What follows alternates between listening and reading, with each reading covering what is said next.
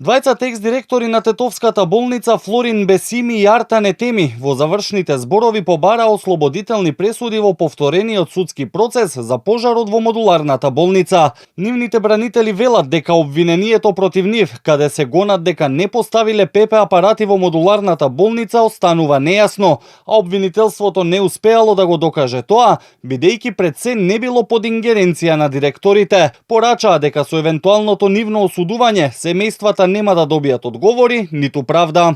Како директори во договорот за менаџирање се установат, немале задолжение да поставуваат противпожарни уреди, ниту пак биле подпишани на записник за прием на модуларната болница од изработувачите. Јавното обвинителство требало да докаже вина као оние кои дозволиле да се воспостави инсталација спротивна на стандардите. Вина требаше да докажуваат кај оние кои дозволиле да нема никакви противпожарни стандарди при изработката. Вели одбраната на Бесими. Представникот на обвинителството пак посочи дека материјалните и вербални докази, како и сведочењата, докажувале дека обвинетите го сториле кривичното дело, односно дека обврската на директорите да постават ПП апарати е неоспорна. Тој побара максимална казна за обвинетите, а кон неговиот исказ се приклучија и бранителите на оштетените. Дел од семејствата на загинатите пак немаат високи очекувања за 16 мај кога ќе биде изречена и пресудата, а воедно не се задоволни ниту од тоа како е водена истрагата и кој се е опфатен од неа од обвинителството.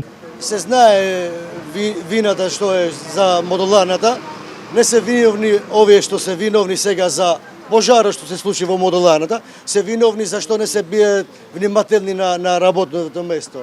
Дали имаше ПП апарат или не. Не е виновен за пожарот, како се случи пожарот во модуларната болница.